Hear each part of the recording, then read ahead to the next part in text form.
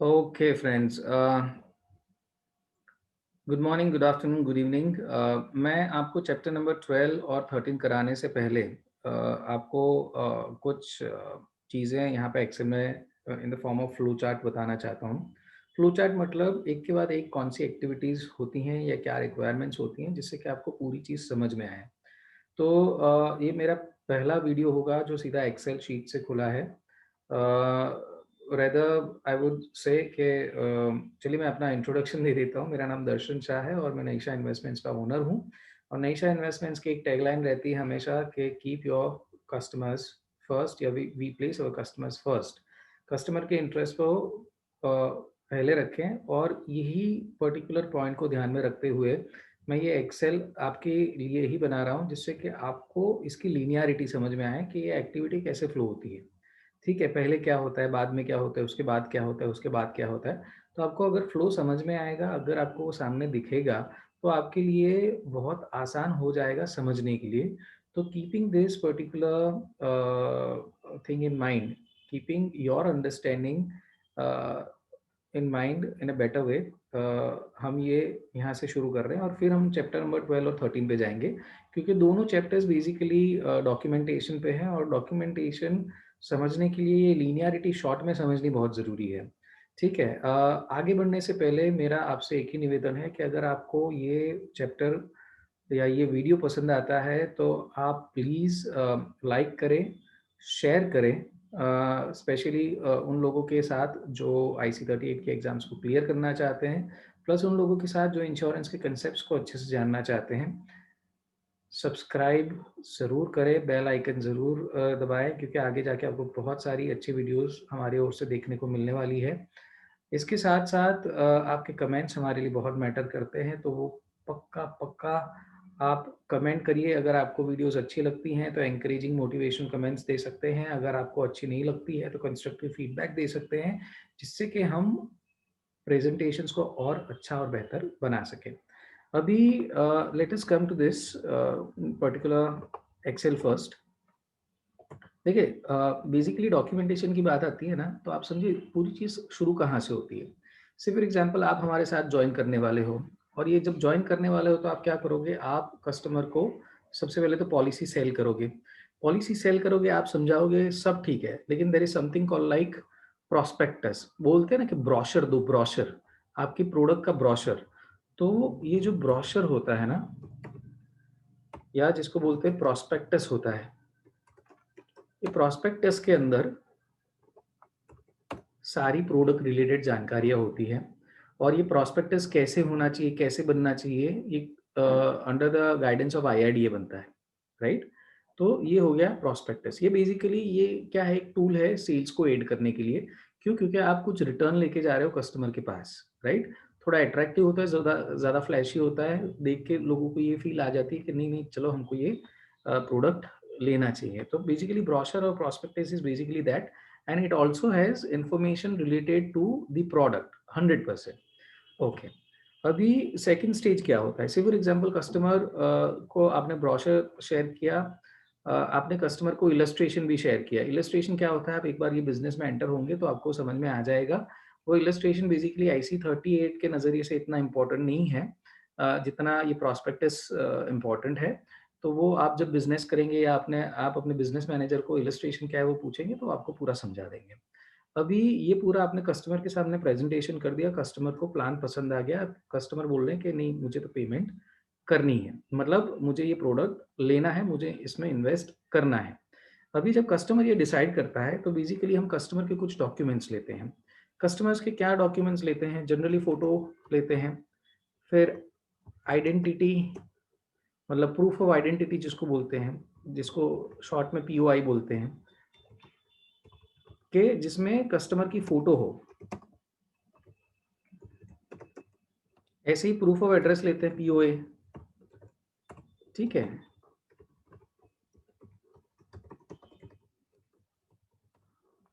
ये सारे documents collect करते हैं।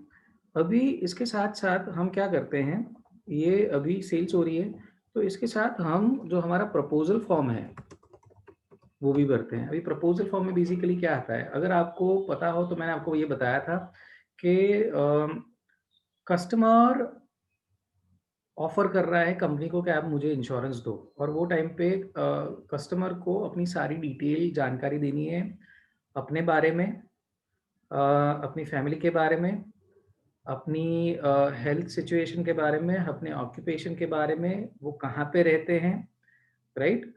इसके बारे में सारी जानकारी देनी होती है। ये सारी जानकारी ये प्रपोज़ल फॉर्म में आएगी, राइट? देखिए, इंश्योरेंस है, अगर आप टर्म प्लान ले रहे हैं तो आपको फाइनेंशियल डॉक्यूमेंट्स भी शेयर करने पड़ सकते हैं। लेकिन जनरली जो केवाईसी डॉक्यूमेंट्स होते हैं, जिसको हम नो योर कस्टमर डॉक्यूमेंट्स बोलते हैं, वो एक स्टैंडर्ड पॉलिसी है जो हर एक जगह पे फॉलो होती है, जहाँ पे photo, proof of identity, proof of address दिया जाता है, राइट? ओके। तो ये प्रपोज़ल फॉर्म के अंदर जो मैंने आपको जानकारियाँ बताई, ये प्रपोज़ल फॉर्म के अंदर जानकारी भर के, ये सारे डॉक्यूमेंट साथ में अटैच करके ये कंपनी को सबमिट किए जाते हैं। अभी इसके साथ-साथ एक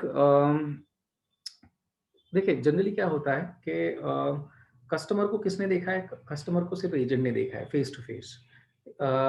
तो एजेंट की एक रिपोर्ट जाती है इसके साथ, और एक साथ-साथ एक moral hazard report employee of the insurance company की भी जाती है कि उन्होंने सब चेक किया और यहाँ पे कोई फ्रॉड हो, इस प्रकार का कोई रिस्क होते हुए नहीं दिख रहा है उनके हिसाब से।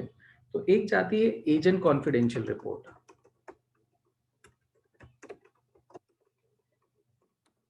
क्योंकि जनरली एजेंट जो कस्टमर्स के साथ टच में आते हैं, तो एजेंट या तो कस्टमर को फेस टू फेस मिले होते हैं, या तो उनके पहचान में होते हैं। तो एजेंट उनको अच्छे से जानते हैं, तो वो ये फॉर्म भर के भेज सकते हैं। At the same time this is filled by the agent. ऐसे ही मॉरल हैजार्ड रिपोर्ट एजेंट जिस किसी मैनेजर को रिपोर्ट करते हैं, तो कंपनी के मैनेजर को रिपोर्ट करते हैं, वो कंपनी के मैनेजर जो होते हैं, जो एम्प्लॉय होते हैं कंपनी के, वो ये मॉरल हैज़ार्ड रिपोर्ट इसके साथ अटैच करते हैं। अभी ये पूरा जो डॉक्यूमेंटेशन होता है वो जाता है एक अंडरराइटर के पास। अंडरराइटर पूरा रिस्क को असेस करता है। रिस्क असेस करने के बाद देखिए, अंडरराइटिंग पे अलग से एक चैप्टर है, वो हम अलग से करेंगे, हम उसकी डिटेल्स में अभी नहीं जा रहे हैं, लेकिन वो पूरा असेस करता है। अगर अंडरराइटर को लगता है कि पॉलिसी देने लायक है, तो वो ऑफर को एक्सेप्ट करता है और पॉलिसी इश्यू करता है, राइट? बट जब कस्टमर पेमेंट भी करते हैं, देखिए इसके साथ-साथ सिर्फ ये नहीं होता है, कस्टमर पेमेंट भी करते हैं। तो कस्टमर ने पेमेंट भी किया होगा फर्स्ट प्रीमियम का, तो पेमेंट के सामने first premium receipt company customer को देती है, फर्स्ट प्रीमियम रिसीट, ठीक है? तो इसको शॉर्ट फॉर्म में एफपीआर भी बोलते हैं। इसको एफपीआर भी बोलते हैं, फर्स्ट प्रीमियम रिसीप्ट। ऐसे जब-जब प्रीमियम रिन्यूअल प्रीमियम्स भरे जाते हैं, तो इसको रिन्यूअल प्रीमियम रिसीप्ट भी भरी जाती है, ठीक है? ये पूरा सीक्वेंस जाता है। तो हमने एक सीक्वेंस क्या पकड़ा कि भई ब्रोशर प्रॉस्पेक्टस के थ्रू आपने सेल करने गए, कस्टमर को अच्छा लगा, इलस्ट्रेशन देगा, उनको अच्छा लगा, तो हमने उनका पूरा प्रपोज़ल फॉर्म किया, केवाईसी डॉक्यूमेंट्स भरे, अगर फाइनेंशियल डॉक्यूमेंट्स की ज़रूरत पड़ती है तो वो भी देने होंगे। एट द सेम टाइम हमने ये जो पर्टिकुलर प्लान है उसके लिए हमको पेमेंट करना है। अभी पेमेंट के साथ-साथ एजेंट कॉन्फिडेंशियल रिपोर्ट, अगर सम एश्योर्ड बहुत बड़ा होता है और वो सारी चीज़ें होती हैं, आजकल तो खैर जनरल प्रैक्टिस है, एजेंट कॉन्फिडेंशियल रिपोर्ट भर के देते ही हैं, मॉरल हैज़ार्ड रिपोर्ट भी भर के देते ही हैं एम्प्लॉयी, और पेमेंट होने पे फर्स्ट प्रीमियम रिसीट कस्टमर को जानता है जाता है, और रिन्यूअल प्रीमियम जब भरे जाते हैं, तो रिन्यूअल प्रीमियम रिसीट भी जाते हैं, जिसको आरपीआर बोलते हैं। मैं यहाँ पे उसका फुल फॉर्म लिख देता हूँ। It is called renewal premium receipt, ठीक है? ये समझ में आ गया? अच्छा, अभी अंडरराइटर के पास ये सब गया। मैं देख लेता हूँ मैं कुछ मिस तो नहीं कर रहा हूँ।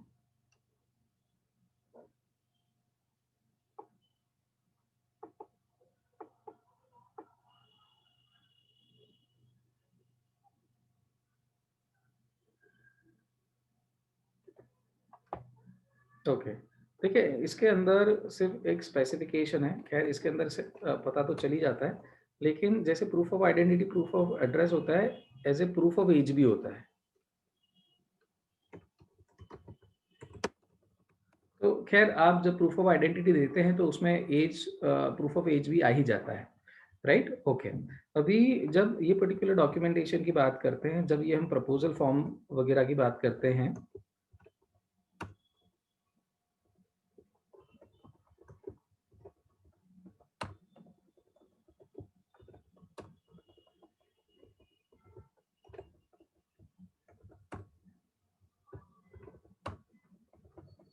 ये डॉक्यूमेंट्स अटैच करने होते हैं। जब इसकी बात करते हैं तो हमेशा याद रखिएगा कि जब एज प्रूफ की बात आती है ना, तो कुछ देखिए, डॉक्यूमेंट्स को 2 भाग में डिवाइड किया गया है, स्टैंडर्ड एज प्रूफ और नॉन स्टैंडर्ड। तो नॉन स्टैंडर्ड में बेसिकली अगर आप कोई एफिडेविट देते हो,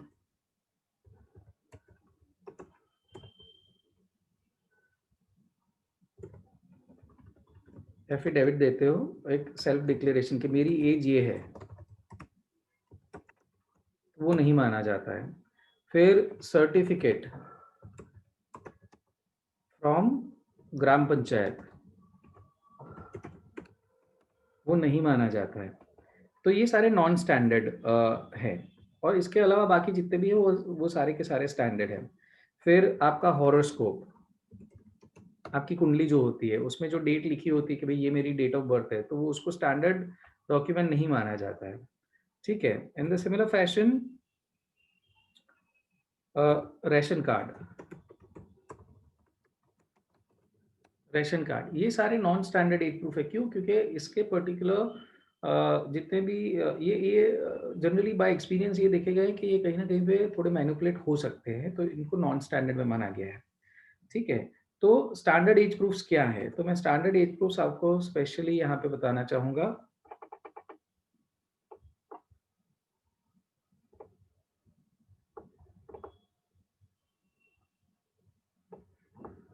तो स्कूल सर्टिफिकेट, कॉलेज के जो रिकॉर्ड्स होते हैं वो स्टैंडर्ड एज प्रूफ में आते हैं,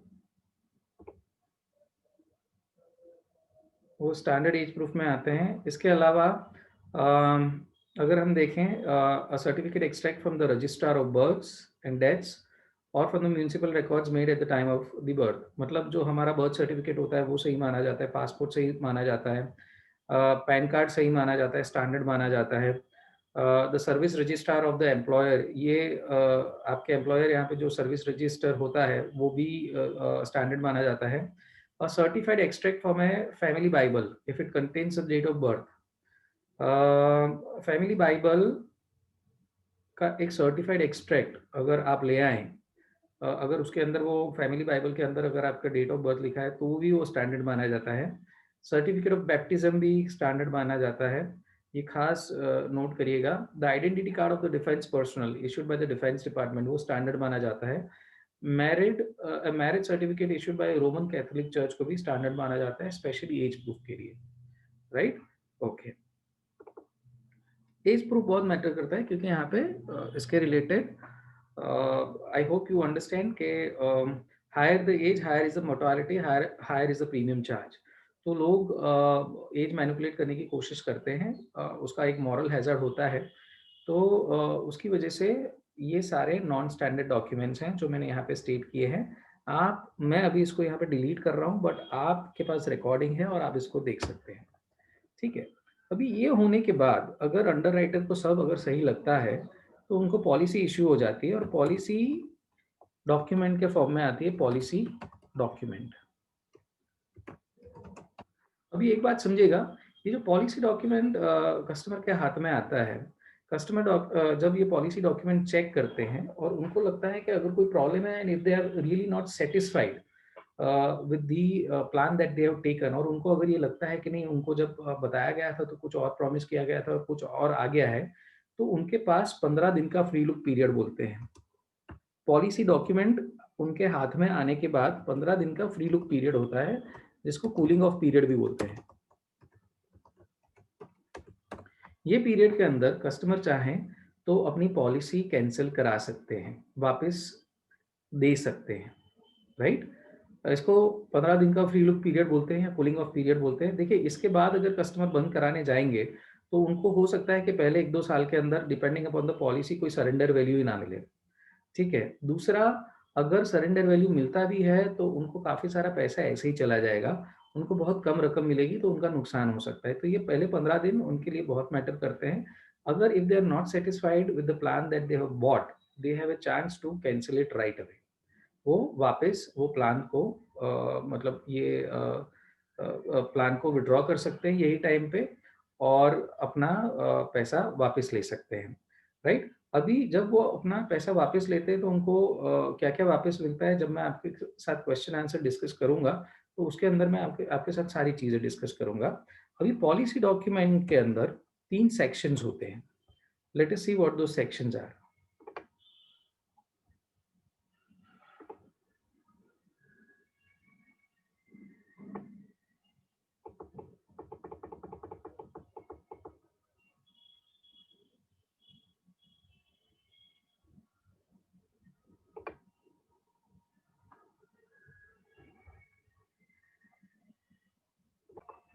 ओके, तो ये जो पॉलिसी डॉक्यूमेंट है ये बेसिकली कॉन्ट्रैक्ट है जो आपके और कंपनी के कस्टमर और कंपनी के बीच में हुआ है। अभी इसके अंदर 3 सेक्शंस होते हैं, पॉलिसी शेड्यूल होता है, स्टैंडर्ड प्रोविज़न होते हैं और स्पेसिफिक प्रोविज़न होते हैं।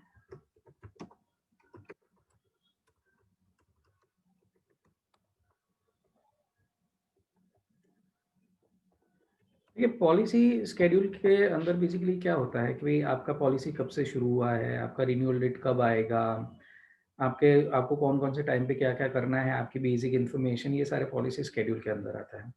स्टैंडर्ड प्रोविज़न मतलब जो मेजॉरिटी सारी पॉलिसीज़ को जो प्रोविज़न्स लागू होते हैं, वो सारे स्टैंडर्ड प्रोविज़न्स में आते हैं और स्पेसिफिक प्रोविज़न से फॉर एग्ज़ाम्पल हम ये ले लेते हैं कि भई किसी प्रेग्नेंट वुमन ने एक इंश्योरेंस पॉलिसी करवाई।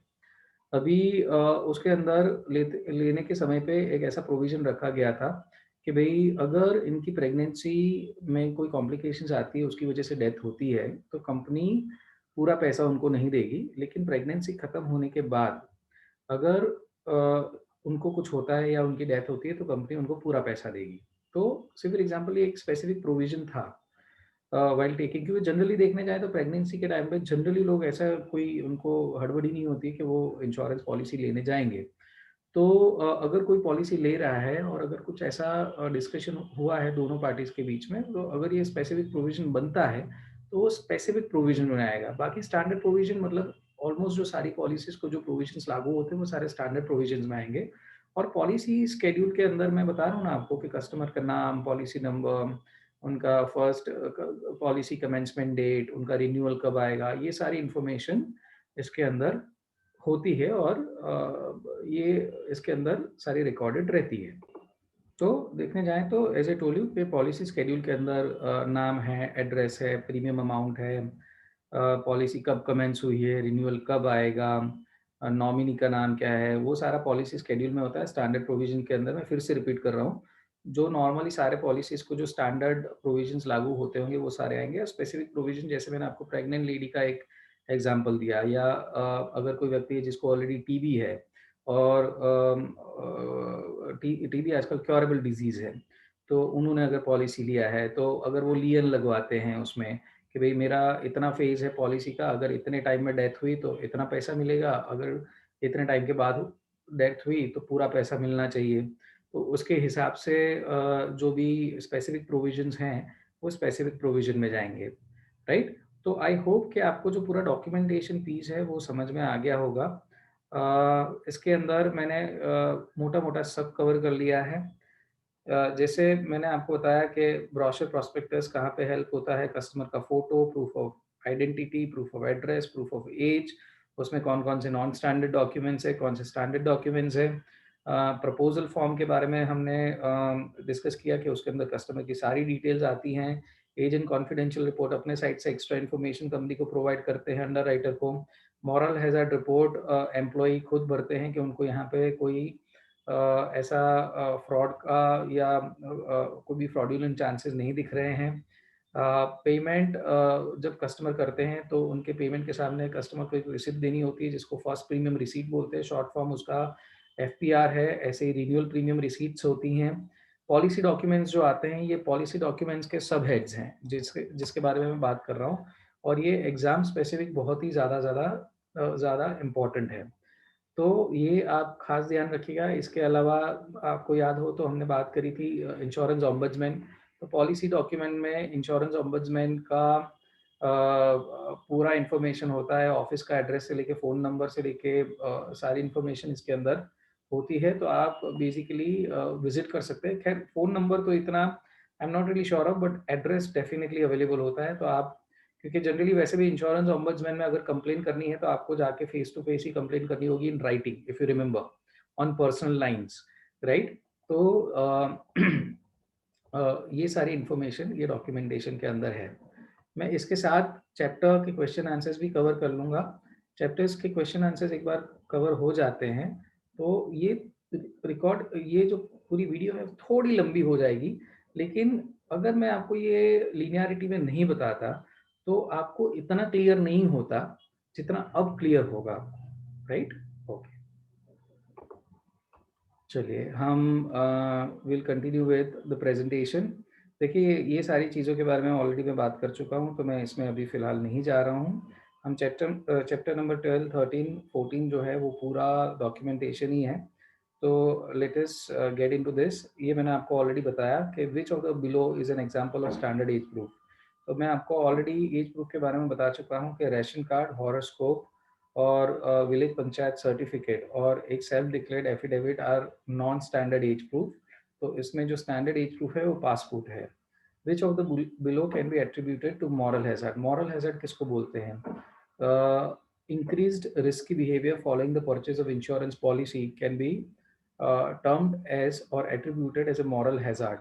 ठीक है, मॉरल हैजर्ड मतलब फ्रॉड करने के जो चांसेस होते हैं ना, या कंपनी को कम पैसों में ज़्यादा इंश्योरेंस अमाउंट लेके लूटने के जो चांसेस होते हैं, वो मॉरल हैजर्ड के फॉर्म में आते हैं।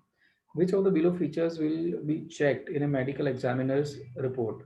अभी जब आपका मेडिकल हेल्थ चेक होता है तो बहुत सारे हेल्थ चेक होते हैं, लेकिन जो बेसिक वाला होता है वो जिसको हम BMI बोलते हैं, बॉडी मास इंडेक्स वाला, तो हाइट वेट डेफिनेटली चेक होता है। हाइट के हिसाब से वेट है कि नहीं, वेट के हिसाब से हाइट है कि नहीं, and blood pressure. So height, weight, and blood pressure is what is checked. Question number 3. Question number 4 में a dash is a formal legal document used by the insurance companies that provides details about the product. तो याद हो तो जब मैंने पूरा Excel sheet शुरू किया था, तो एक ये लीगल डॉक्यूमेंट है जो प्रोडक्ट के बारे में पूरी जानकारी देता है। वो क्या था? मैंने ब्रोशर बोला था, प्रोस्पेक्टस बोला था। तो आंसर इज प्रोस्पेक्टस।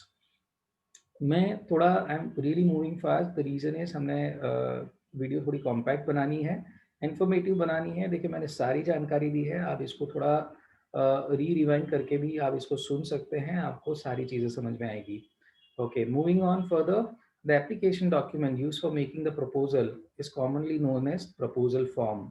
मैंने आपको ये बोला था कि if you remember, brochure, prospectus, फिर कस्टमर के कुछ डॉक्यूमेंट्स होते हैं जैसे photo, proof of address, proof of identity, age proof, right? और प्रपोजल फॉर्म के अंदर सारी जानकारी कस्टमर के बारे में भरी जाती है और वो भेजी जाती है किसको?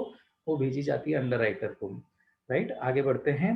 From the below given age proof document identify the one which is classified as non standard. तो हमें इसमें से नॉन स्टैंडर्ड एज प्रूफ निकालना है, तो वो है रेशन कार्ड, क्योंकि school certificate is an standard age proof. Identity card in case of defense personnel is a standard age proof. Certificate of baptism is also a standard age proof. तो non standard age proof कौन सा है? वो है ration card. Okay, आगे बढ़ते हैं। Money laundering. अच्छा, मैंने ये इसके बारे में डिस्कस नहीं किया है। देखिए, जनरली इफ यू अंडरस्टैंड, तो एक ब्लैक मार्केट होता है। ब्लैक मार्केट क्या करता है? जनरली ये जितने भी फाइनेंशियल इंस्ट्रूमेंट्स होते हैं ना, उसके अंदर अपना पैसा डालने की कोशिश करते हैं और ब्लैक मनी को वाइट दिखाने की कोशिश करते हैं। अभी ब्लैक मनी को वाइट दिखाने का मतलब क्या होता है? तो ब्लैक मनी को वाइट दिखाने का मतलब ये होता है कि ब्लैक मनी मतलब क्या? जिस पे टैक्स नहीं भरा है, ठीक है? तो अगर आप देखोगे तो इंश्योरेंस एक ऐसी जगह है जहाँ से अगर पैसे आते हैं ना, तो वो जनरली वो नॉन टैक्सेबल माने जाते हैं अंडर सेक्शन 1010D, राइट? तो इसके अंदर पैसा डाल के पैसा निकालना, तो always there is an activity which is going on related to knowing कि भाई ये जो पैसा आया है उसका सोर्स क्या है, और मेजॉरिटी लोग सोर्स छुपाने की कोशिश करते हैं, राइट?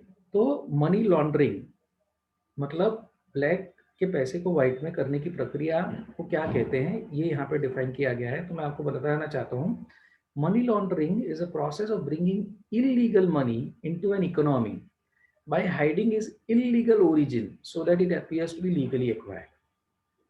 अभी से फॉर एग्जांपल किसी भी इंश्योरेंस कंपनी में वो पैसा ट्रांसफर करके फ्री लुक में अगर वो निकालने की कोशिश करते हैं, तो बैंक अकाउंट में दिखेगा कि भाई so and so insurance company ने इनको पेमेंट दिया है।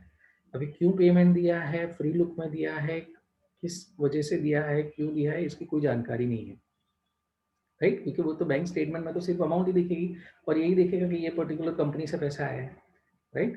तो इसका सही जवाब है illegal. Illegal money laundering is a process of bringing illegal money into an economy by hiding its illegal origin so that it appears to be legally acquired। I hope आपको ये समझ में आ गया होगा। ओके मैंने आपको ये बताया था कि पॉलिसी डॉक्यूमेंट एक बार कस्टमर के हाथ में आता है, उसके बाद उसको 15 दिन मिलते हैं पॉलिसी को रिटर्न करने के लिए, तो उसको फ्री लुक पीरियड बोलते हैं। और उसका जवाब है नहीं, इसका जवाब 30 डेज बिल्कुल नहीं है, इसका जवाब है 15 दिन। So the free look period is 15 days. यहाँ पे करेक्शन हो गया है, इसको प्लीज नोट करिएगा। Okay question number 9, which of the below statement is correct with regards to policy return by policy holder during a free look period. अगर आपको पता हो, जब मैं एक्सेल डिस्कस कर रहा था और फ्री लुक पीरियड के बारे में डिस्कस कर रहा था, तो मैंने आपको बोला था कि फॉर एग्जांपल कस्टमर अगर अपनी पॉलिसी रिटर्न करना चाहते हैं तो उनको वापस क्या मिलेगा। उन्होंने प्रीमियम पे किया था, तो प्रीमियम पे किया था तो उसको सामने क्या मिलेगा, उनको ये 3 चीज़ें मिलेगी। से फॉर एग्जांपल 15 दिन का टाइम था, 15 दिन के टाइम में से जितने दिन का उनको कवर था, तो वो उसका रिस्क प्रीमियम कटेगा। अगर उनका टर्म प्लान है और मेडिकल एग्जामिनेशन हुआ था, तो मेडिकल एग्जामिनेशन एक्सपेंसेस कटेंगे, और वो कॉन्ट्रैक्ट होने का जो स्टैम्प ड्यूटी का चार्जेस है वो कटेगा। बाकी सारा पैसा कस्टमर को वापस दे दिया जाएगा फ्री पीरियड के अंदर, राइट। अगर नॉर्मल कोई एंडोमेंट पॉलिसी है जहाँ पे कोई मेडिकल एग्जामिनेशन हुआ ही नहीं है, मैं तो वो केस के अंदर सिर्फ रिस्क प्रीमियम कटेगा और स्टैम्प ड्यूटी चार्जेस ही कटेंगे, बाकी कुछ नहीं कटेगा, राइट। तो ये आपको खास खास खास ध्यान रखना है, क्योंकि इस पे सवाल आता है। 15 डेज के फ्री लुक पीरियड पे सवाल पक्का आता है। क्या वापस मिलेगा, रिस्क प्रीमियम, ठीक है। रिस्क प्रीमियम के अलावा मतलब प्रीमियम पूरा वापस मिलेगा minus risk premium, minus medical examination expenses, और माइनस स्टैम्प ड्यूटी चार्जेस जो कॉन्ट्रैक्ट होने के लिए जो बेसिकली लगते हैं। Okay which of the below is not a valid address proof. देखिए ड्राइविंग लाइसेंस में एड्रेस होता है, वो वैलिड एड्रेस प्रूफ है। बैंक पासबुक में it's a valid address proof. Voter ID में भी it's a valid address proof माना जाता है। तो पैन कार्ड में कोई एड्रेस होता ही नहीं है, तो pan card is not a valid address proof. Answer is pan card for sure.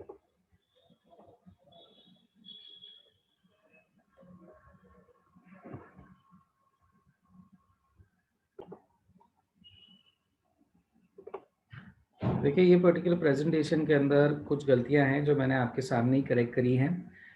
Correct करी हैं। मेरी L&D टीम को डेफिनेटली इसका फीडबैक जाएगा, लेकिन क्योंकि ये वीडियो इतना लंबा बन चुका था, इसलिए इसको एडिट भी कर सकते थे, लेकिन I believe in the raw content. So the correct answer is pan card के अंदर कभी भी एड्रेस प्रूफ नहीं होता है।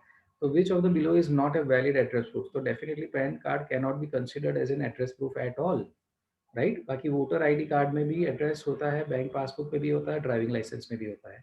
चलिए आगे बढ़ते हैं। During the dash period, the policy holder has bought a policy and does not want it, he she can return it and get a refund। तो वो फ्री लुक पीरियड है, it's a free look period, right. I hope. चलिए guys thank you so much. देखिए ये video काफ़ी patiently आपको देखना है, समझना है, इसके अंदर बहुत सारे क्वेश्चंस आपको आ सकते हैं। तो इसी नोट पे thank you so much for watching this video.